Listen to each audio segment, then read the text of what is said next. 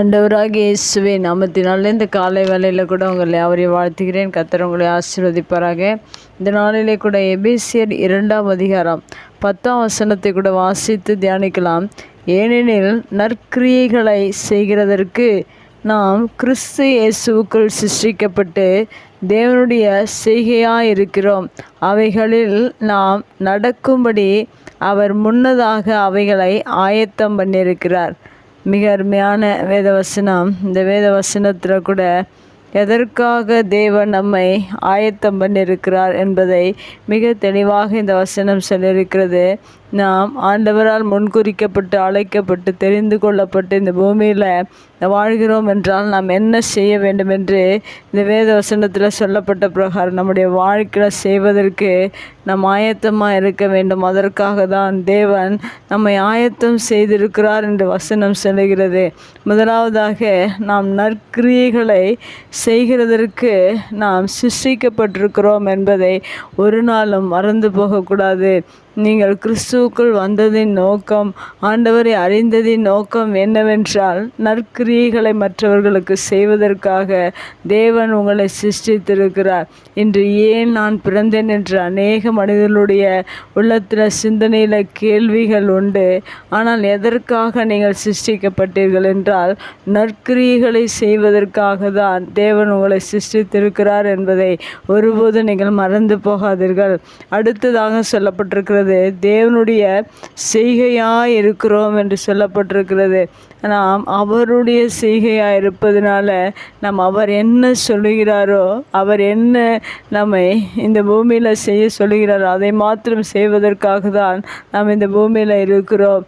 ஆனால் இன்று மனிதர்கள் தேவன் சொல்லுவதை செய்யாதபடிக்கு மனிதர்களுடைய ஆலோசனைகள், மற்றவர்களுடைய ஆலோசனைகளை கேட்டு நடந்து கொண்டிருக்கிறார்கள்.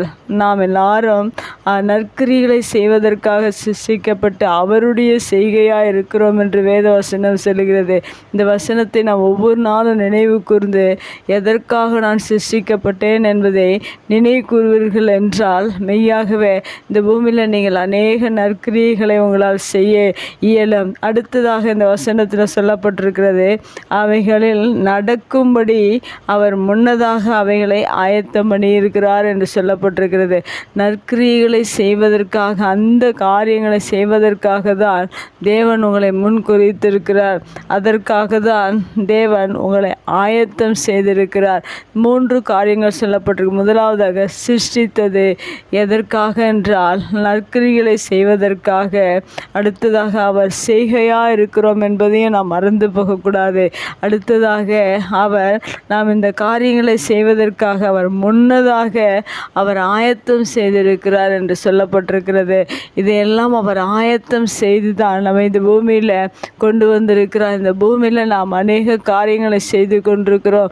அந்த வசனம் சொல்லுகிறது, செய்யாதபடிக்கு மற்ற காரியங்கள் எல்லாவற்றையும் மனிதர்கள் செய்து கொண்டிருக்கிறார். ஆனால் வசனத்தில் சொல்லப்பட்ட பிரகாரம் ஒவ்வொரு நாளிலும் நீங்கள் சிருஷ்டித்ததின் நோக்கம் என்னவென்றால் நற்கிரியைகளை செய்யுங்கள். அதற்காக தான் உங்களை தேவன் அழைத்திருக்கிறார். அதற்காக ஆயத்தம் பண்ணியிருக்கிறார். அவைகளில் நடக்கும்படியாக ஆயத்தம் பண்ணியிருக்கிறார் என்று சொல்லப்பட்டிருக்கிறது. இதையெல்லாம் நாம் நினைவு கூர்ந்து ஒவ்வொரு நாளிலும் நற்கிரியைகளை செய்வோம். தேவன் அதற்காக நம்மை ஆயத்தம் செய்திருக்கிறார்.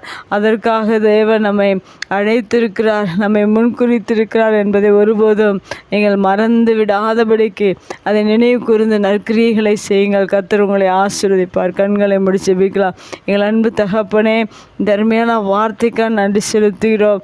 நாங்கள் நற்கிரியைகளை செய்யும்படியாக எங்களை சிருஷ்டித்திருக்கிறீரே, அதற்காக நன்றி. உம்முடைய கரம் உம்முடைய செய்கையாக இருக்கிறது என்று சொல்லப்பட்டிருக்கிற உம்முடைய வார்த்தையின் பிரகாரம் நீங்கள் ஆண்டவரே எங்களை செய்கையாக இருக்கு, உங்களுடைய செய்கையாய் நாங்கள் இந்த பூமியில் வாழ நீர் எங்களுக்கு உதவி செய்யுங்க.